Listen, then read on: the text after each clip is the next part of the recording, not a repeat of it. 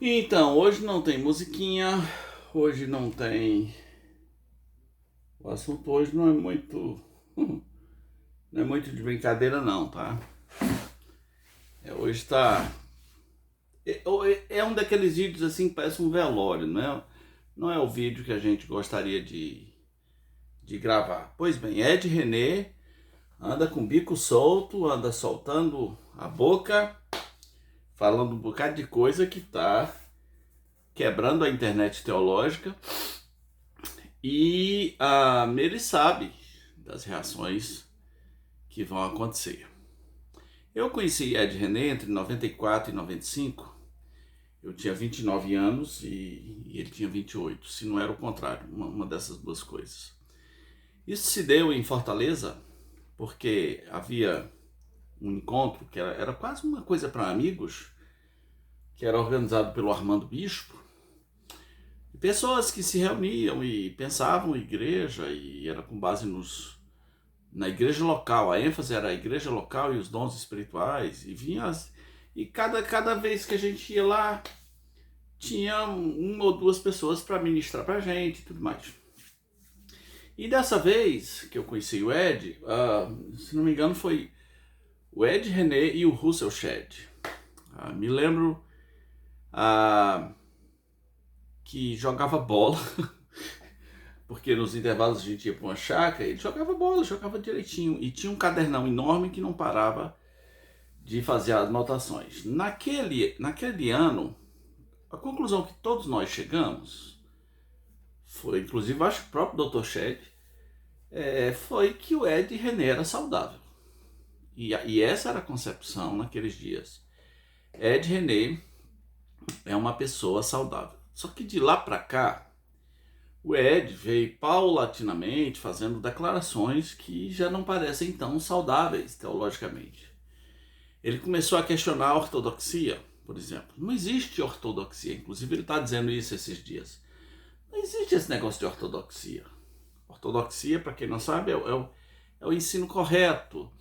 É aquilo que Paulo chamou de a sã doutrina. Não existe a ortodoxia. Só conheço o amor. Ortodoxia, não conheço.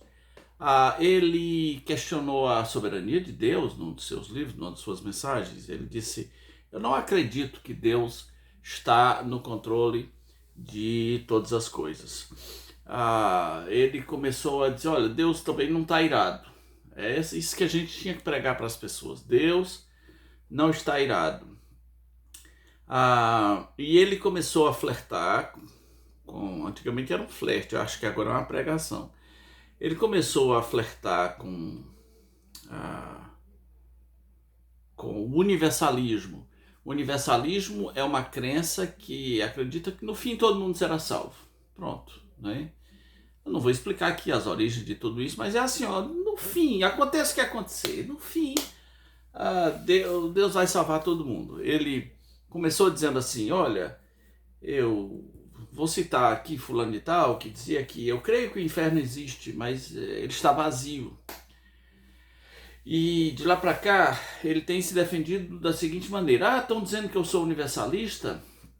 Eu devo ser mesmo, porque é como Deus que deseja que todos sejam salvos, eu também desejo que todos sejam salvos. Eu acredito que o inferno está vazio. E ele tem proposto para as pessoas pregarem o evangelho ao contrário, ao invés de dizer: olha, como Jesus disse, né, se não vos arrependerdes, perecereis. Ele quer que a gente pregue agora dizendo assim: olha, Deus não está irado, você está perdoado, você está perdoado. Não, Deus não está irado, o Espírito Santo se move em você e coisas desse tipo.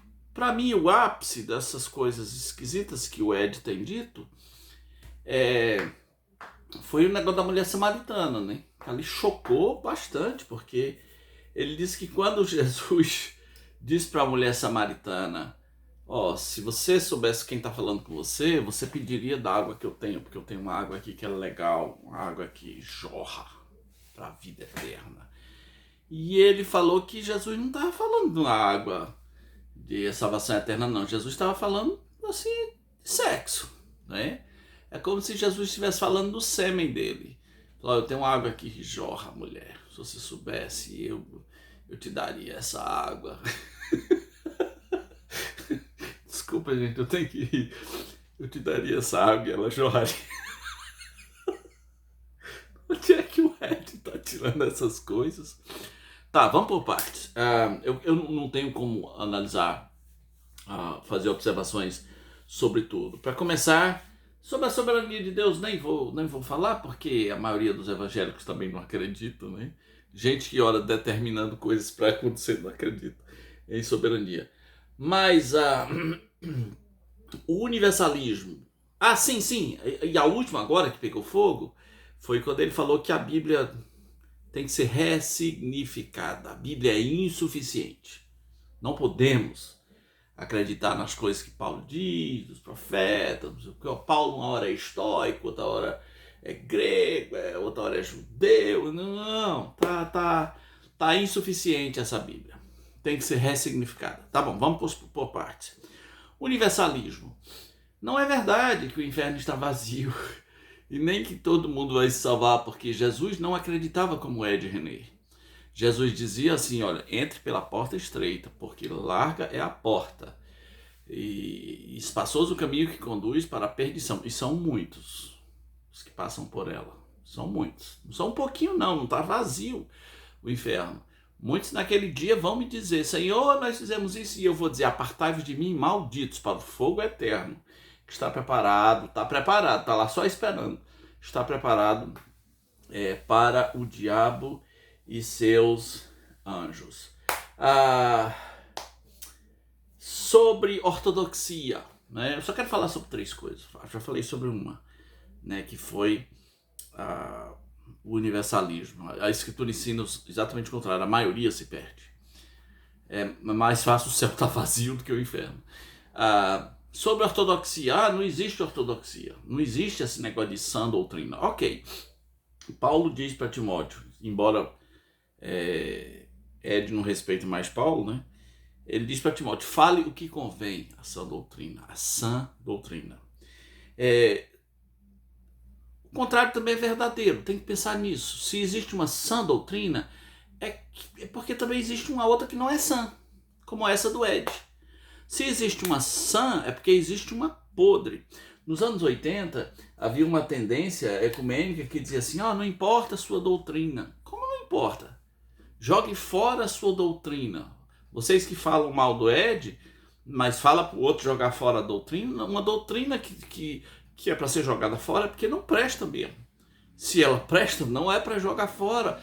Paulo disse, haverá tempo em que as pessoas não suportarão a sã doutrina, não suportarão a ortodoxia, porque se cercarão de mestres, cada um segundo as suas tendências, cada um segundo as suas concupiscências, como se sentindo a coceira nos ouvidos. Isso que o Ed está dizendo sobre não haver uma sã doutrina, uma ortodoxia, é característico dos últimos dias. Sim, está profetizado. Vai haver tempo em que as pessoas não vão suportar a sã doutrina. A sã doutrina é chata. É claro que é chata. A sã doutrina não vai dizer o que o Ed está dizendo. Ei, ninguém está perdido. Tá, boa notícia é essa. Ninguém está perdido. Estão todos incluídos. Nem precisa assim de arrependimento, não. Comece a agir na nova vida, porque vocês não estão perdidos. Então, se eu estou dizendo que o contrário é verdadeiro, se existe a sã doutrina, é porque existe a podre, o contrário do contrário também é verdadeiro.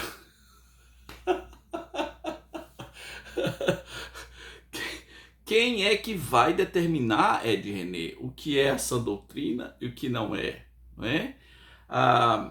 Que pena, né? Que pena que o Ed chegou nesse ponto. E por último, sobre a Bíblia, né? A Bíblia é insuficiente. Ok. Então, se ela precisa ser ressignificada, a grande pergunta é: quem vai ressignificá-la? De onde vêm as ordens para ressignificar a Bíblia? Quem são os seres superiores que vão se reunir e vão dizer: agora a Bíblia, daqui para trás ela não prestava. não era boa, mas agora nós ressignificamos. Nós temos as chaves dos mistérios do universo. O Ed, ele está muito próximo, porque isso é um fenômeno histórico, né? Ele está muito próximo de, sem querer, criar uma seita, né? Porque quando é que surge uma seita? É quando um líder tem uma revelação nova que ninguém tinha, mas ele agora tem. É quando de repente alguém diz: ei, eu tenho os mistérios, as chaves para os mistérios do universo. Estava tudo errado, mas agora eu tenho a solução. Você que anda flertando com esses discursos do Ed, cuidado, cuidado, porque uma das marcas do fim dos tempos é não suportar a sã doutrina. Eu tenho uma palavra que me diz assim: passarão os céus e a terra, porém as minhas palavras não passarão. Ed René e seus simpatizantes está propondo que passou, e algo superior precisa ser colocado no lugar. Agora, ele diz que nós não podemos interpretar a Bíblia ao pé da letra. Vou acrescentar aqui uma quarta, tá? A Bíblia interpretada ao pé da letra. Eu, na verdade, não conheço ninguém, ou quase ninguém, que queira interpretar a Bíblia ao pé da letra. Eu conheço gente que flerta com isso, porque ninguém vai ler assim: se teu olho te faz tropeçar, arranca. Me dá uma faca aí, vou arrancar o olho. Ninguém. Mesmo os mais malucos não são tão malucos assim. Eu gosto do método histórico, gramático, literal, que ensina que a Bíblia quer dizer o que ela diz, dentro do seu contexto, obviamente. Então, e agora eu queria terminar com uma palavra para o Ed René Kivitz. Lembra daquela história, Ed, de se retirar no auge, né? Lembra do que você falava pra gente nos anos 90? Às vezes é preciso no auge se retirar, como fez Elias, como fizeram outros. Toma cuidado, porque você é responsável pelo que você está dizendo. Jesus disse: por cada palavra frívola os homens vão dar conta no dia do juízo. Mas quem sabe seria um momento de parar de provocar. Você sabe o efeito que você tem. Talvez seria um momento de se retirar para refletir se você quer ir até as últimas consequências. Até as últimas consequências com o que você tem dito. Toma cuidado. Esse é o meu conselho, é a minha orientação a você e a todos os outros. E quem tem ouvidos, ouça. Nós não podemos brincar de criar Bíblias novas. Um abraço. Deus abençoe.